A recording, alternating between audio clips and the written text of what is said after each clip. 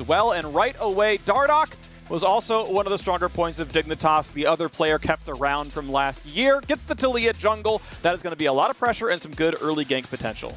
Yeah, very quick picks already. Kaisa has been so high priority in pro play thus far in the new season 2021. You know, really strong, especially in comparison alongside a lot of these hard engaged supports that we're seeing in the meta. We're seeing a lot of Leona, we're seeing Alistar, even things like Rell, who can actually set up for you to dive in, and utilizing Gale Force does seem to work very well for that aggressive play. Renekton plus Taliyah, point and click CC for the Taliyah to fling you in with that seismic shove. That is very dangerous for any top laner that is going to be going up against them. So FlyQuest already going to have to try to decide, do they want to try to play towards and match that 2v2, or are you just going to sacrifice Licorice, hope that he can survive as best as he can?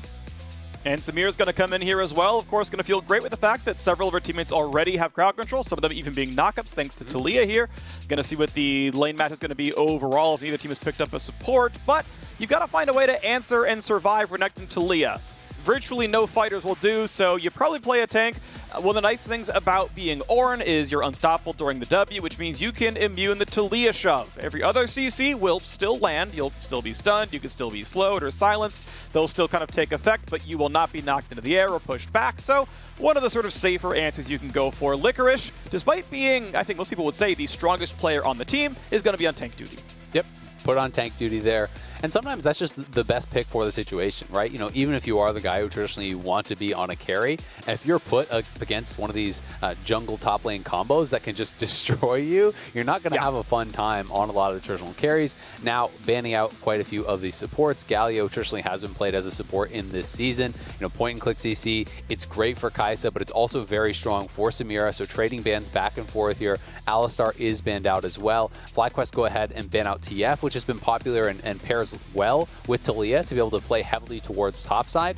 This does leave Leona up for FlyQuest if they wanted to try to play towards that, so will be interesting to see if that does get banned out, but Dignitas, at least for now, not too worried about it.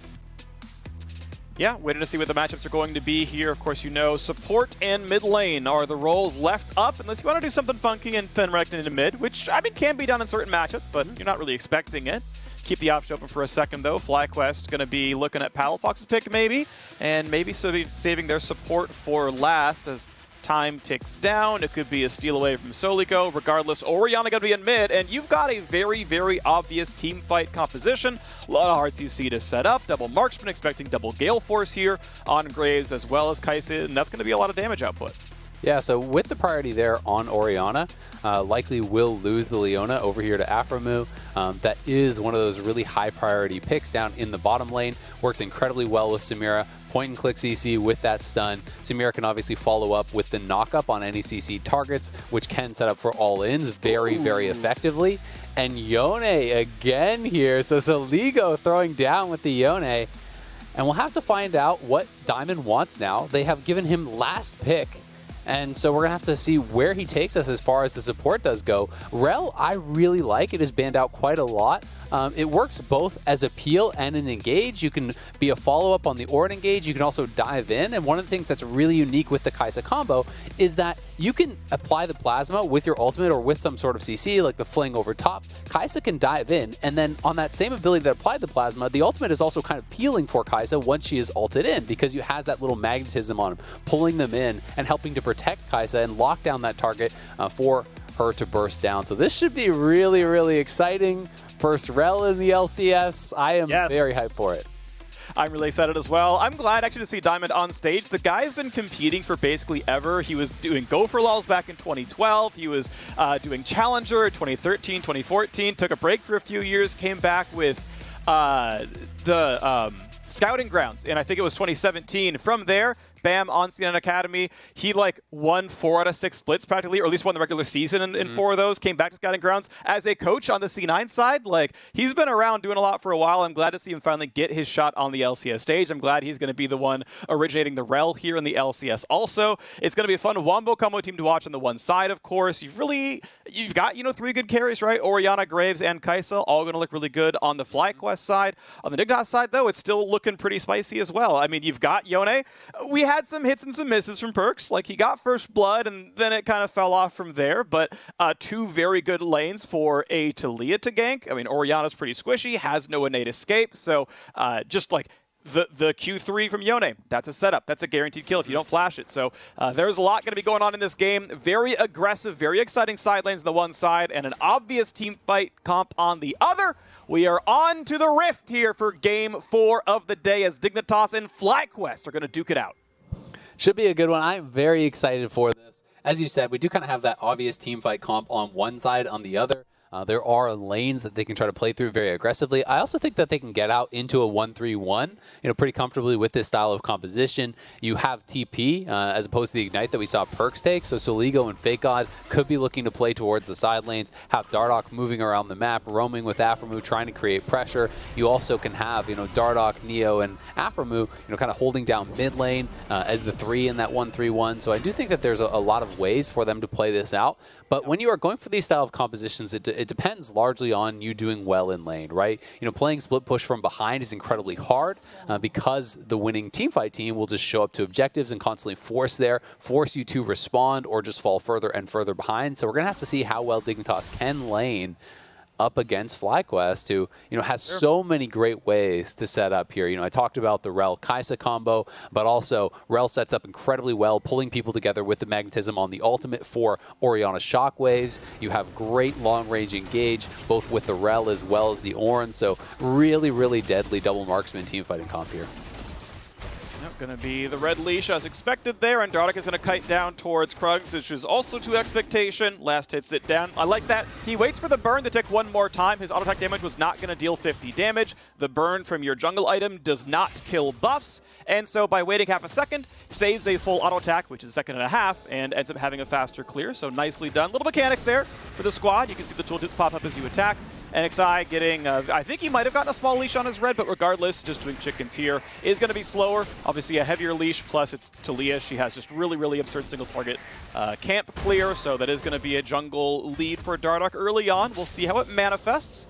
You talked about 1-3-1s. I wanted to bring something up which is definitely, I think, compelling as well, which is it's going to be a lot on Neo to keep the engages from happening as Samira, because if you hit your little wind wall, you can stop Orianna's Q from being like the ball from being in range to land Shockwave, and you can keep the Ornn ult from hitting either. So, you can kind of keep yourselves alive on a turret because the primary engage tools are all stuffed by Neo kind of doing the blade twirl. Yeah, I mean, if you time that well, it can be extremely powerful, but if you can force that out, even just with a little bit of chip damage or, threatening with the QW from an Orianna, then there is a fairly lengthy cooldown that you can look to punish with the Ornn ulti or some other form of engage. So I agree, Neo is going to have to be good with that, really tracking cooldowns of his opponents and making sure that you're not wasting that W by any means.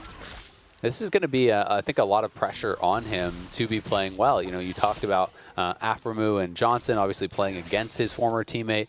Aphro and Johnsun, I think, were the brightest spot, really, for Dignitas in what was a tough split. Previously, they became a pretty darn strong bot lane. And Aphro, they're going to be hoping that he can, again, playing alongside Neo here, get something similar performance-wise out of him, as what he did from Johnsun. And if they can train him up and become a pretty powerful 2v2 on that bottom side, if Soligo and FakeGod can really develop alongside Dardoch, then things can start working for Dignitas. But there are some really tough teams in the LCS this split, and Dignitas is definitely one of the teams that people are expecting less from and are going to be hard pressed to to really match up against some of these very top teams.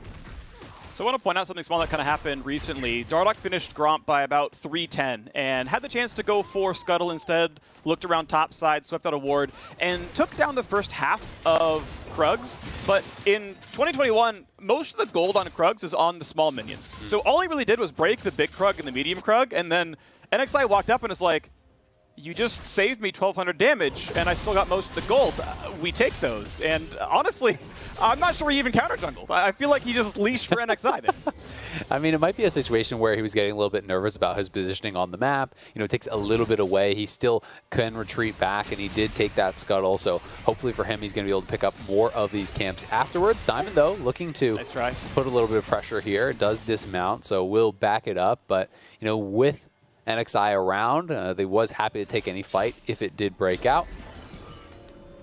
Yep, ultimately nothing too big happening right now. You've got a 12 CS lead in the top side as FakeGod's going to take his first recall of the game. Palafox happy to get tier picked up there as well. Honestly, any first recall for any mana hungry champion, just pick up tier, all the tier upgrades. Well, two of them. The two of them, they're both very, very good, so pretty common to see that one happen. You basically just have functionally infinite mana once that recall comes through and you buy that 400 gold item. So Palafox is going to have a lot of push priority. Already had a farm lead. Some of that, of course, is you know, Soligo having to be melee in the matchup and not getting any items himself just yet. We'll finally match this, but you can see, yeah, that's 13 CS difference as he finally goes back for his first set of items down there. Both AD carries have back. That lane's at least going pretty closely.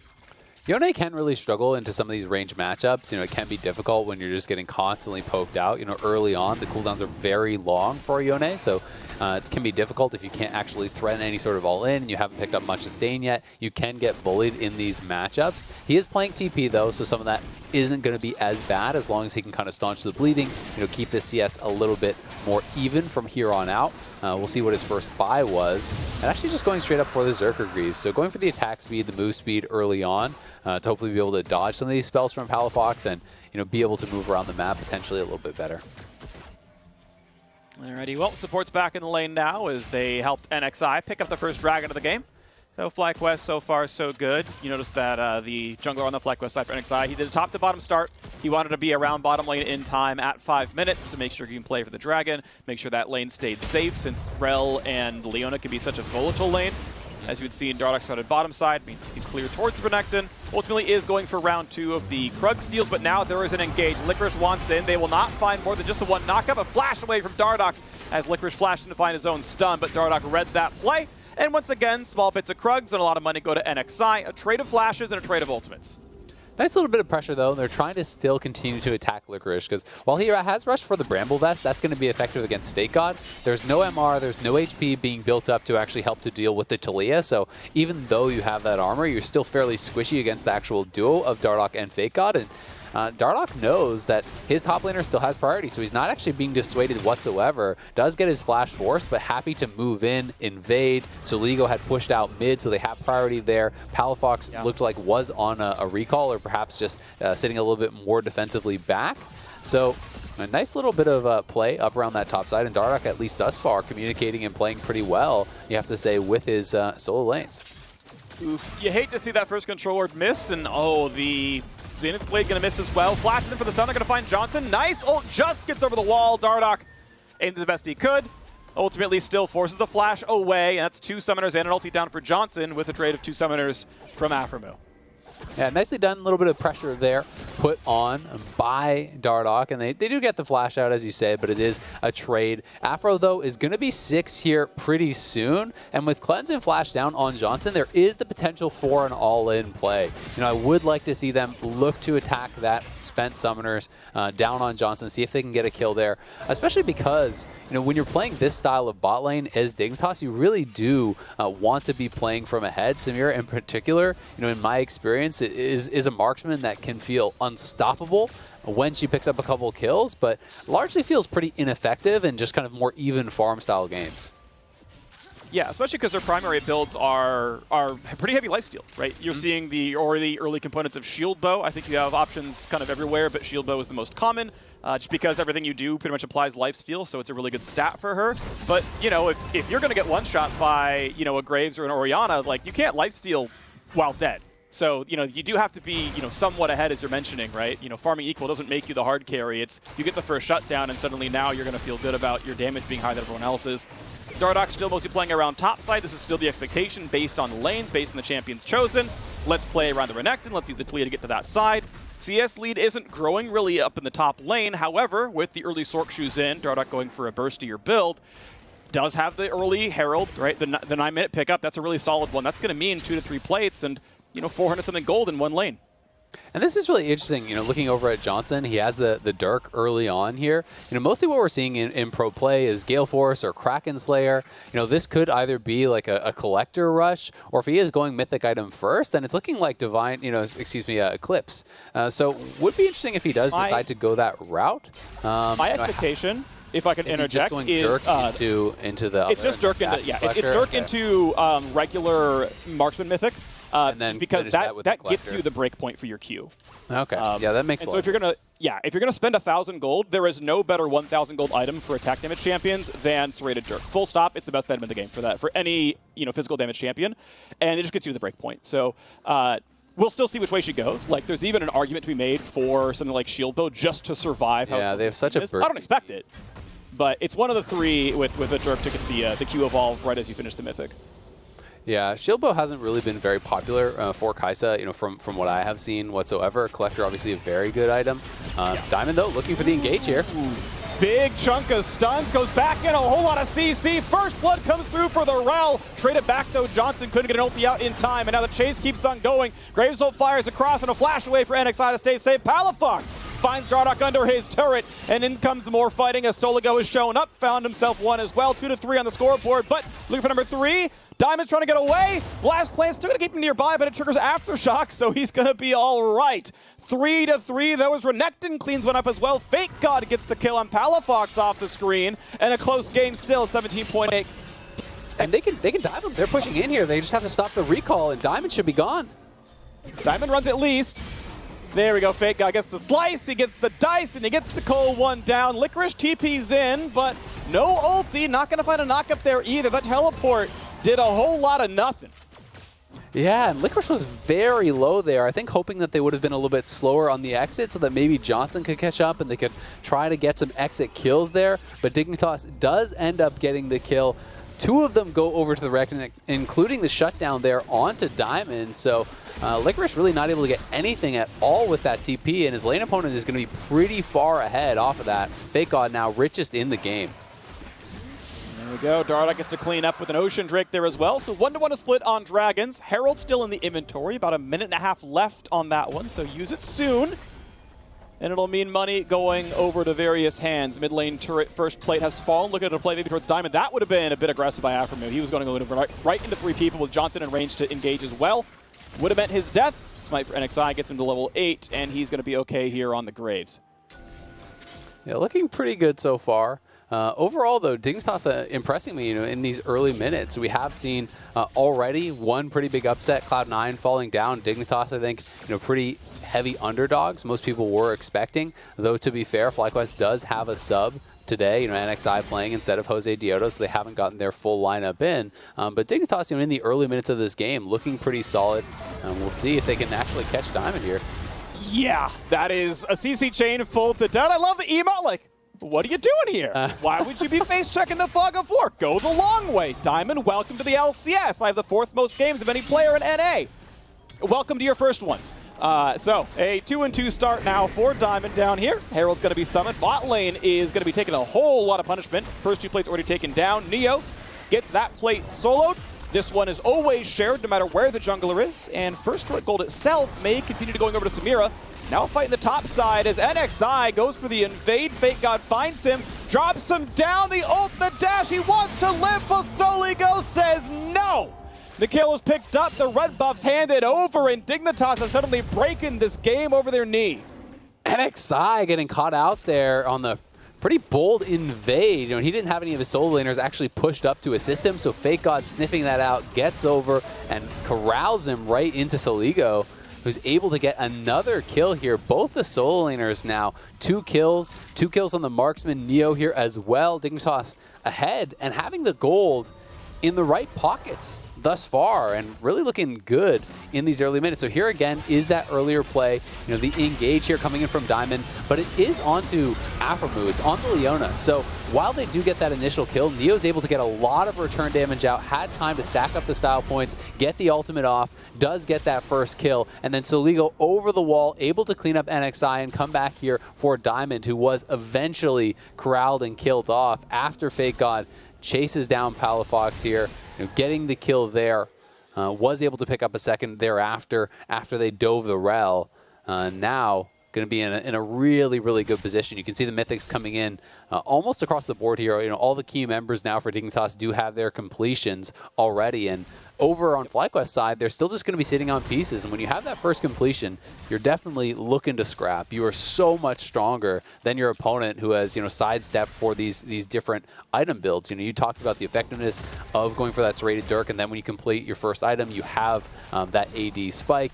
Palafox also going for a Seeker, so he's going to be on that pit stop. But it does mean that your first completed item is going to be delayed quite a bit.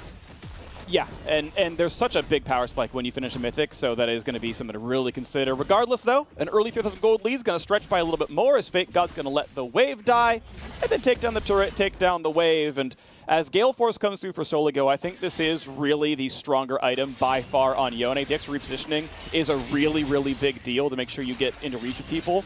I know last game we saw Perks go Shield Bow. He felt like he needed it, I think, to handle like Syndra Burst, which I can understand, but this is a stronger offensive item by a lot. Now we've got to fight in the top side, and no tools available. Licorice, the flash going to come down, but it's not going to be enough. Dardoch on the board with his first kill, and it's still winning through tops 2-0-2 on FakeGod. Nicely done. Very far ahead at this point, and there's no one even going up there, so the turret will take more damage. They're trying to make a counterplay here in mid lane, but Diamond backing up as Palafox drops the shockwave there, so a little bit of anti-synergy. They do get the flash off of Aphromoo, so that's still a win. Not able to push back with a kill, and Dignitas, meanwhile, got that kill topside. They deny multiple waves, and you can see that FakeGod was able to take the time to actually fully push it in, so the wave is going to bounce back to him also, which is going to extend both the CS and experience advantages that he already has. He's up 2 levels right now on Licorice, so Licorice is very far away from those Ornn items, and you can see he's moving down towards that dragon fight. It feels like if FlyQuest challenge at this fight, they have got to have a good result, or this game is going to spiral out of control. Yeah, it's been spiraling pretty quickly so far. We will see if FlyQuest can stop the bleeding. Mountain Drake spawns in 8 seconds. FlyQuest right now have control. Good ward coverage. You see 2 control wards on your screen. They're in the river first, and based on how late Aphromoo recalled, there is almost no contest. As long as it started early enough, Leona cannot be part of this fight, so NXI starts the damage, throws out the Q, damage comes in.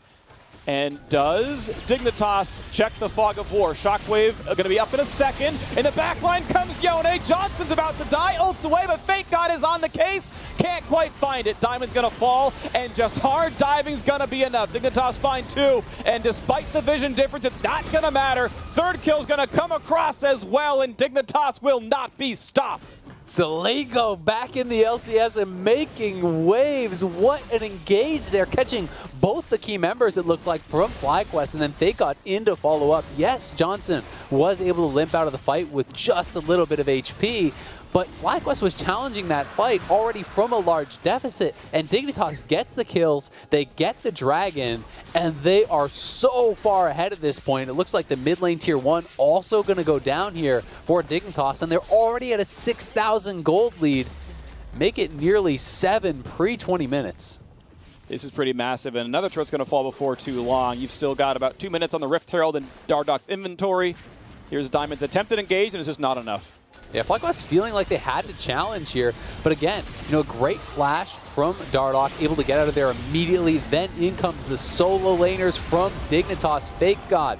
And we see on top of that the Yone ultimate from Soligo coming across, and Soligo able to flash in and actually clean up Palafox as he was getting out of there. And then on the other side, as soon as you lose those carries, Licorice can be as tanky as he wants, but they're slowly going to kill you off. Diamond and Licorice do end up falling down. They need the support behind them, but their carries have got to be incredibly careful because the dive is so powerful here. There's the point-and-click stun from Renekton into a fling there from Dardoch. There's obviously hard engage from Aphromoo. Neo is ahead, so the dive potential is there from him. And this Yone is really getting going, working towards what's likely that second item, IE, and is going to be incredibly, incredibly powerful at that point. Yeah. Yeah, this is looking really good. Dignitas are just absolutely smashing. Count Flowers coin, something I actually quite enjoy, which is if your gold deficit is 500 per minute, it's pretty much doomed. And we're looking at, getting close-ish to that number. Johnsun is pushed away, but you can see 6,000 gold across, 18, 19 minutes. It's 2/3 of the doomed number, I guess, on from Count Flowers' side. Not quite there, I guess, just yet, but definitely looking bad. And Soligo is getting to this point where, when you hit 13, your cooldowns are starting to get pretty low. You have the ability to poke and prod much more often, utilizing that E, jumping in, and starting to chip away at people. And Yone starts to get so many more options when you are playing from ahead. You can dive in fairly safely with that E, try to chunk off someone's health, and then snap back if you see them looking for any sort of counter-engage. And, if you don't see that coming, you can sometimes just commit to the all-in, as they're going to look to do here onto Palafox.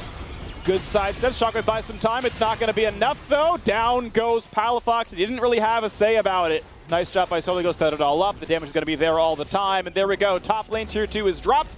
And Herald has been summoned as well. This inhib is absolutely gone. The question is, how much of their base are FlyQuest going to lose? The turret's going to die to one charge. The second charge will land as well, and it's going to mean a low inhibitor. And in fact, Dignitas will stay to knock down the inhib itself as well. One more auto. Be careful of the re-engage. Ornn comes out, finds Soligo, but is there even a fight? You ulted to hit one person, but would you really even take a 4v4? Maybe not. Licorice going to be slowed down as well. Going to be found. The flash not going to get him away from this one. One more auto will kill him. And it's going to be Neo getting the kill. Into the backline, FakeGod shows up, zones him away. Inhibitor may just live. Clap, down it goes. No one more has respawn, but now Licorice is gone. It's still a 5v4 for Dignitas, and that means this fight cannot be won.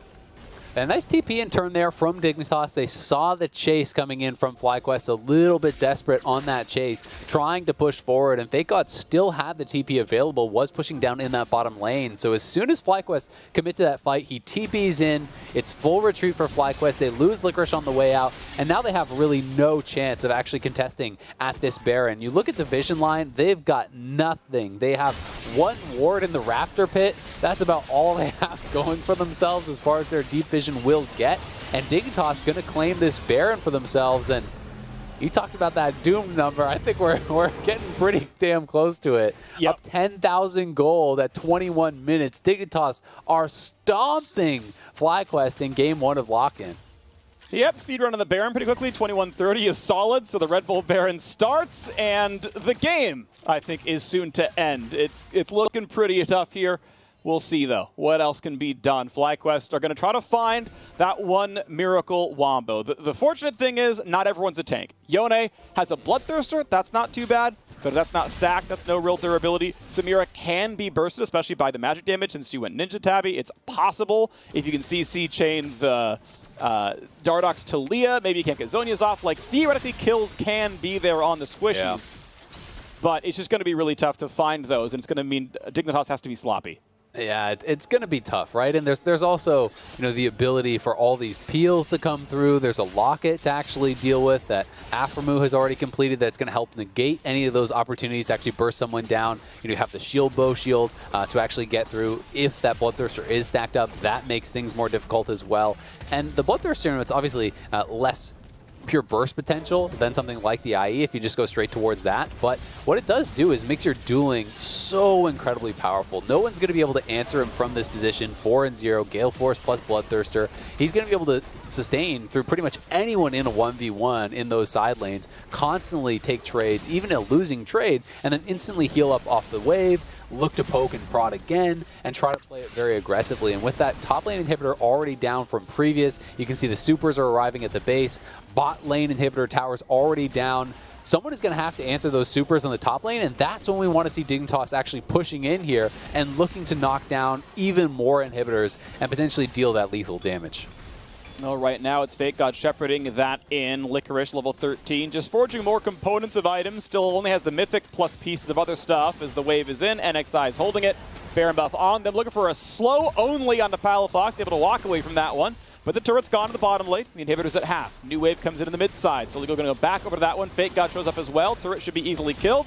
FakeGod finds a stun. They need to knock that turret down. They will. In comes Johnsun. Half HP. Renekton could be attacked. He's knocked up by Licorice. And the tankiest member may just fall. But first, Soligo shows up. And he's going to solo 2 of them. And now the runaway. FlyQuest running out of health. FakeGod finds the second, and there's a third for Neo, and suddenly the time has come to win the game. Dignitas starting things off right in 2021. A bunch of Academy talents come through. Aphromoo leads the charge, and a 1-0-11 scoreline is going to lead the way to knocking down the Nexus turrets. Well done, Dignitas. A one-sided affair here, as NXI can only watch inside the fountain. Dignitas opens lock-in with a win. just over 24 minutes in, the Nexus falls. An absolute shellacking of FlyQuest there. Dignitas coming out on all cylinders, and I love the confidence here from Soligo to lock in the Yone. We just saw Perks come out with it, didn't have a great game. Soligo saying, Perks, watch me. This is how you do it. Absolutely destroyed him. Really, really exciting game here from Dignitas. Pretty much everything went well for them. Their bot lane was doing well. You know, Dardoch was getting to steal away some of those camps, albeit not full camps. He was taking away bits and pieces from the opponent's jungle. They had constantly pushing solo lanes, allowing them to go for some of these objectives, allowing them to constantly pressure their opponents. And once they got a lead, they did a damn good job snowballing the game. They were unafraid of looking for dives. We saw the wraparound from Aphromoo, pairing up with Soligo, getting that dive on top lane to crack the inhibitor there. We saw great engages in those team fights over by Dragon. Soligo getting the double knock-up on the key members with that Yone ult. Really good stuff from Dignitas. They have got to be so happy with this first game of lock-in for themselves. Yeah, honestly impressive stuff, and especially because I think the standout players for me on the Dignitas side were the solo lanes, FakeGod and Soligo. Players that kept bouncing up and down and up and down in 100 Thieves Academy, back to 100 Thieves. Are they going to start Someday? Are they going to start Ryu? There was that split where Someday smurfed Academy and won them the Academy title because they just needed Ryu to play because Soligo just wasn't cutting it. It's like, no, we just need Ryu back. Sorry, you're gone.